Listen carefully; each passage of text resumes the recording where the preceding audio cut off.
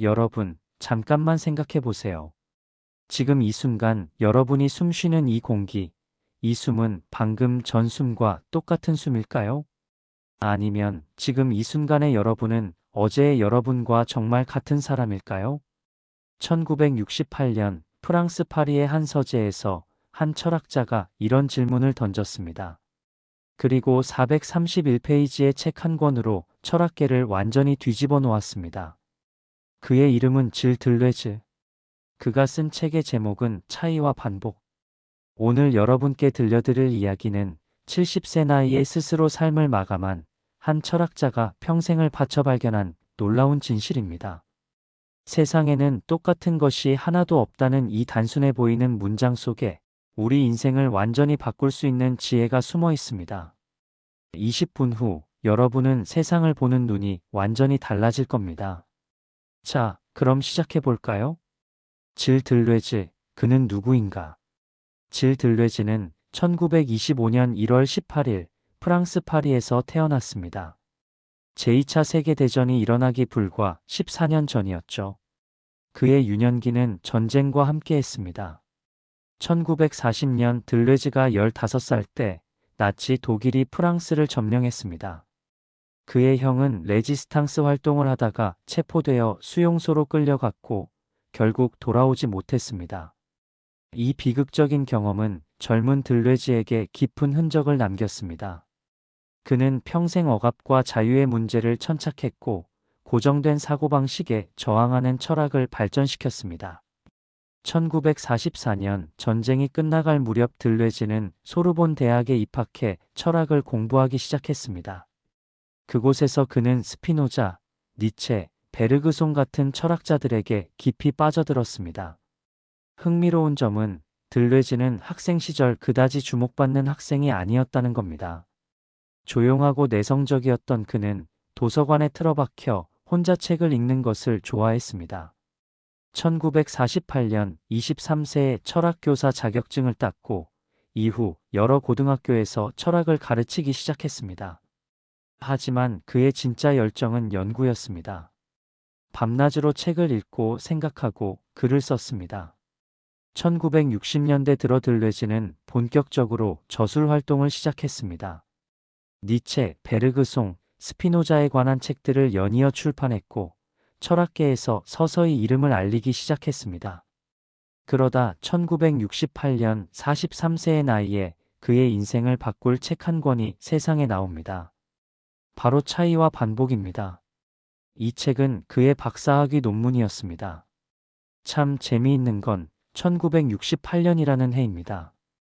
바로 그해 5월 파리에서는 학생들과 노동자들이 거리로 나와 기성체제에 항거한 68혁명이 일어났습니다. 새로운 사상, 새로운 세계를 갈망하던 시대였죠. 들레즈의 차이와 반복은 바로 그 시대 정신과 완벽하게 맞아떨어졌습니다. 1968년 파리, 차이와 반복의 탄생. 차이와 반복. 책 제목부터 범상치 않습니다. 도대체 무슨 뜻일까요? 들레즈가 이 책을 쓴 이유는 명확했습니다. 서양 철학 2500년 역사를 뒤집어 보고 싶었던 겁니다. 플라톤 이후 서양 철학은 무엇을 해왔을까요? 한마디로 같은 것을 찾아다녔습니다. 변하지 않는 본질, 영원한 진리, 보편적 법칙. 플라톤의 이데아부터 시작해서 아리스토텔레스의 형상, 데카르트의 코기토, 칸트의 선험적 범주까지 모두 한결같이 차이를 무시하고 동일성을 찾으려 했습니다. 다시 말해 서로 다른 것들 속에서 같은 것을 찾아내려 했던 거죠. 예를 들어 볼까요? 여러분 앞에 장미꽃 백송이가 있다고 생각해 보세요. 전통 철학은 뭘 찾을까요? 장미꽃이라는 보편적 본질을 찾습니다. 백송이가 다 조금씩 다르지만 그 차이는 중요하지 않다고 봅니다. 중요한 건 모두 장미라는 동일한 본질을 공유한다는 것이죠. 하지만 들레즈는 정반대로 생각했습니다. 아니, 잠깐만. 저 백송이는 다 다른 거잖아. 꽃잎 개수도 다르고, 색깔도 조금씩 다르고, 향기도 다르고, 핀 시기도 다르고. 왜 이 차이를 무시하지?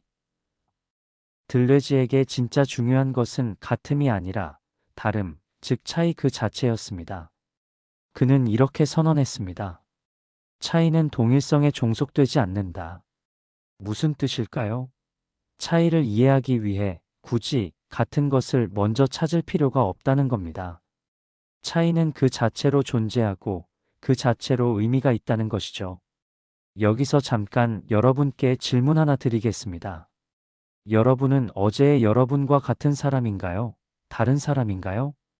생각해 보세요. 우리 몸의 세포는 끊임없이 죽고 새로 태어납니다. 피부 세포는 2주마다, 적혈구는 4개월마다 완전히 교체됩니다. 7년이 지나면 몸의 세포가 거의 다 바뀐다고 하죠. 그렇다면 7년 전의 여러분과 지금의 여러분은 같은 사람일까요? 전통 철학은 그래도 똑같은 사람이야. 본질은 안 변했으니까라고 답합니다. 하지만 들레지는 아니, 다른 사람이야. 끊임없이 변하고 생성되는 게 인간이니까라고 답합니다. 자, 그럼 이제 반복에 대해 이야기해 볼까요? 이 영상 보시는 분들 중에도 매일 아침 일어나서 똑같은 루틴을 반복하시는 분들 많으시죠? 그런데 과연 그게 정말 똑같은 반복일까요? 사색의 시간은 자신에게 주는 선물입니다. 이 선물이 가치 있었다면 좋아요로, 계속 받고 싶다면 구독으로 표현해 주세요. 차이의 철학, 똑같은 것은 없다. 들레지의 차이 철학을 좀 더 깊이 들여다봅시다. 전통 철학에서 차이는 언제나 부차적인 것이었습니다. 예를 들어 개념적으로 먼저 인간이라는 보편 개념이 있고 그 다음에 한국인, 프랑스인이라는 차이가 나뉘는 시기였죠. 하지만 들레지는 이런 생각을 완전히 뒤집었습니다. 차이가 먼저입니다. 세상은 무수히 많은 차이들로 가득 차 있고 그 차이들이 서로 만나고 부딪히면서 새로운 것을 끊임없이 만들어냅니다. 들레지는 이걸 생성이라고 불렀습니다. 비커밍, 되어가는 것. 우리는 존재하는 게 아니라 생성하고 있다는 겁니다. 고정된 실체가 아니라 끊임없이 변화하는 과정이라는 거죠. 예를 하나 들어볼까요? 강물을 생각해 보세요. 한강이라는 강이 있습니다. 우리는 한강이라고 부르죠. 마치 고정된 실체처럼. 하지만 실제로는 어떻습니까? 강물은 1초도 멈추지 않고 흐릅니다. 지금 이 순간 한강의 물은 1초 후 한강의 물과 완전히 다릅니다. 그리스 철학자 헤라클레이토스가 했던 말이 있습니다. 같은 강물에 2번 발을 담글 수 없다. 왜냐하면 물은 계속 흐르고 있으니까요. 들레지는 이 생각을 더 밀고 나갑니다. 한 번도 담글 수 없다. 왜냐하면 발을 담그는 나 자신도 계속 변하고 있으니까. 여기서 중요한 질문이 하나 나옵니다. 그럼 우리는 왜 한강이라는 이름을 붙이고 나라는 정체성을 유지할까요? 들레지의 답은 이렇습니다. 그건 우리가 편의상 만든 동일성입니다. 끊임없이 변하는 차이들을 우리가 인위적으로 묶어서 한강, 나라고 이름 붙인 것뿐이라는 거죠. 이 생각이 우리 인생에 무슨 의미가 있을까요? 엄청난 의미가 있습니다. 여러분, 혹시 이런 생각 해보신 적 있으신가요? 나는 이미 정해진 사람이야. 내 성격은 원래 이래. 바꿀 수 없어. 혹은 나는 실패한 사람이야. 이미 늦었어. 들레지의 철학은 이런 생각에 강력하게 도전합니다. 왜냐하면 여러분은 고정된 존재가 아니니까요. 지금 이 순간에도 여러분은 생성하고 있습니다. 변하고 있습니다. 새로워지고 있습니다. 60세, 70세, 80세라고 해서 달라질 게 없습니다. 나이와 상관없이 우리는 모두 생성 중입니다. 어제와 다른 오늘을 살고 있고 오늘과 다른 내일을 살게 될 겁니다. 이게 바로 들레지가 말하는 차이의 긍정입니다. 차이를 두려워하지 말고 차이를 긍정하라. 내가 어제와 다른 게 문제가 아니라 오히려 그게 삶의 본질이라는 겁니다. 반복의 비밀, 같은 것의 되풀이가 아니다. 자, 이제 반복에 대해 이야기해 봅시다. 책 제목이 차이와 반복이잖아요. 반복이라고 하면 뭐가 떠오르십니까? 똑같은 일이 되풀이되는 것, 지루함, 단조로움? 대부분 그렇게 생각하시죠. 하지만 들뇌지에게 반복은 전혀 다른 의미입니다. 들뇌지는 두 가지 반복을 구분했습니다. 첫 번째는 동일성의 반복입니다. 이건 우리가 흔히 생각하는 반복입니다. 똑같은 것이 계속 되풀이되는 거죠. 예를 들어 공장에서 찍어내는 제품들. 전부 똑같죠. 이게 동일성의 반복입니다. 하지만 들뇌지가 말하는 진짜 반복은 두 번째, 차이의 반복입니다. 겉으로 보면 같아 보이지만 실제로는 매번 다른 반복. 이게 진짜 반복이라는 겁니다. 예를 들어 볼까요? 매일 아침 일어나서 커피를 마신다고 생각해 보세요. 매일 똑같은 행동처럼 보입니다. 하지만 정말 똑같을까요? 어제 마신 커피와 오늘 마신 커피, 겉으로는 같아 보여도 실제로는 완전히 다릅니다. 어제의 나와 오늘의 나도 다르고, 커피를 마시는 기분도 다르고, 커피 맛을 느끼는 감각도 미묘하게 다릅니다. 어쩌면 어제는 기분 좋게 마셨는데, 오늘은 그냥 습관적으로 마실 수도 있죠. 이게 바로 차이의 반복입니다. 겉으로는 반복처럼 보이지만, 실제로는 매번 새로운 경험이라는 거죠. 들뇌지는 니체의 영원회귀 개념을 가져와서 이걸 설명합니다. 니체는 말했죠.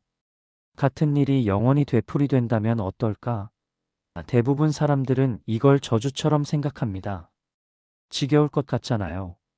하지만 들뇌지는 다르게 해석합니다. 영원히 되풀이되는 건 같은 것이 아니라 차이 그 자체라는 겁니다.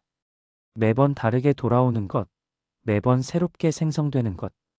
그게 진짜 영원회귀라는 거죠.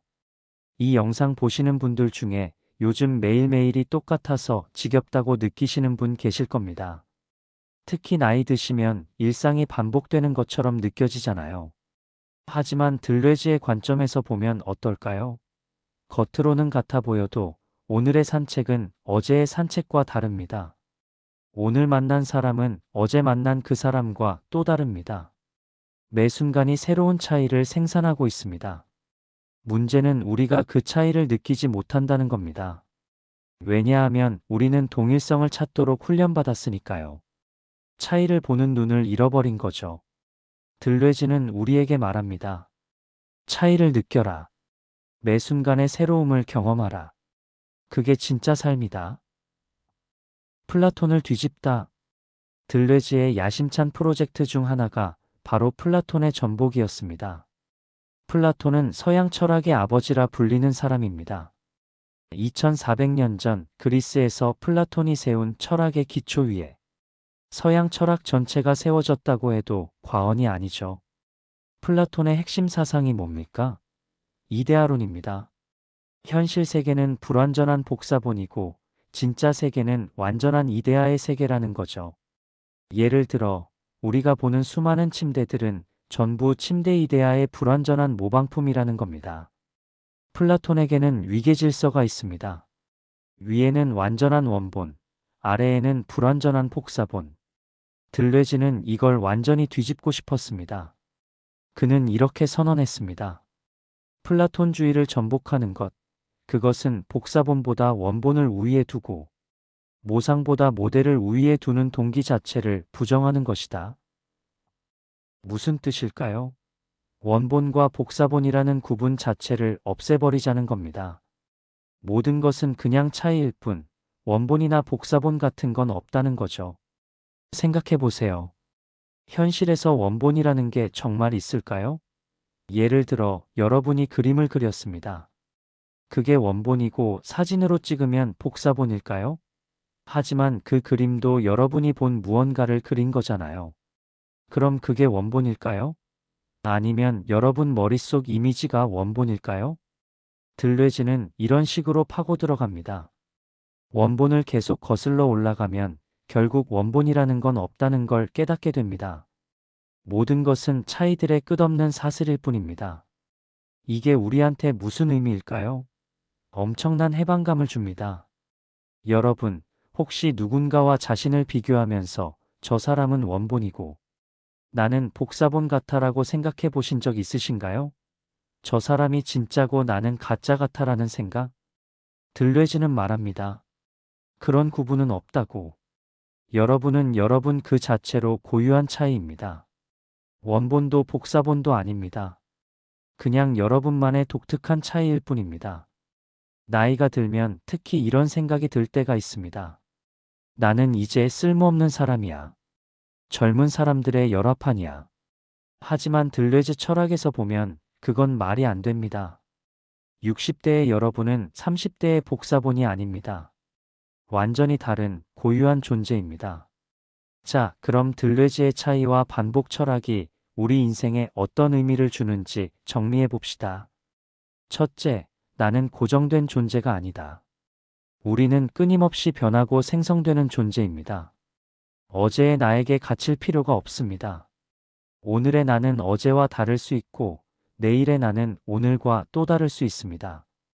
이건 특히 중년, 노년의 삶에 큰 위로가 됩니다.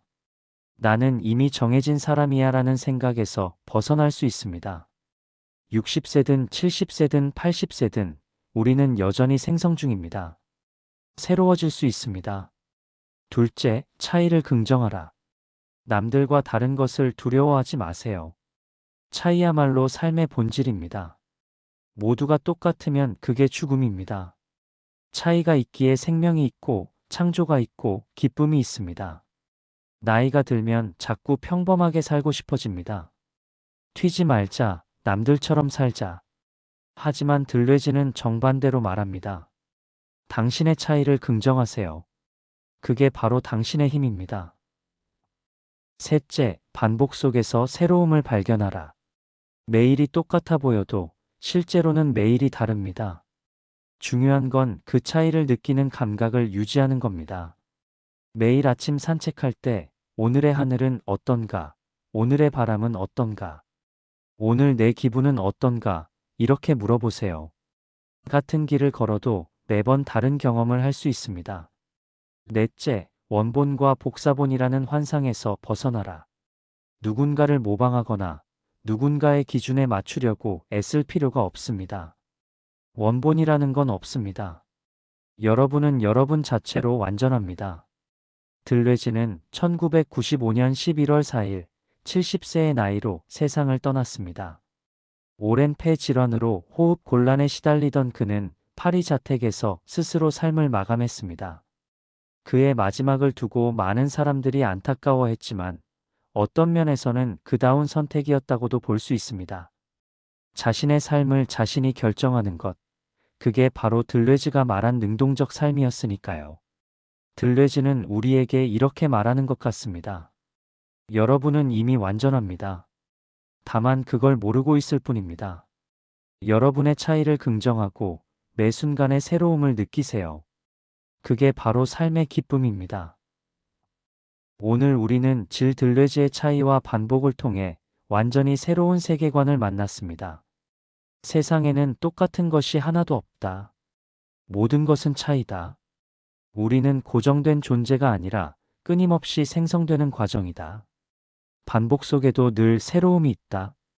마지막으로 하나만 더 말씀드리겠습니다. 들레즈의 철학은 어렵습니다. 정말 어렵습니다. 전문 철학자들도 읽기 힘들어하는 책이 차이와 반복입니다. 하지만 핵심 메시지는 단순합니다. 당신은 당신대로 괜찮다. 남과 다른 게 문제가 아니다. 오히려 그게 당신의 힘이다. 오늘 이 영상을 보신 후 하루를 다르게 살아보세요.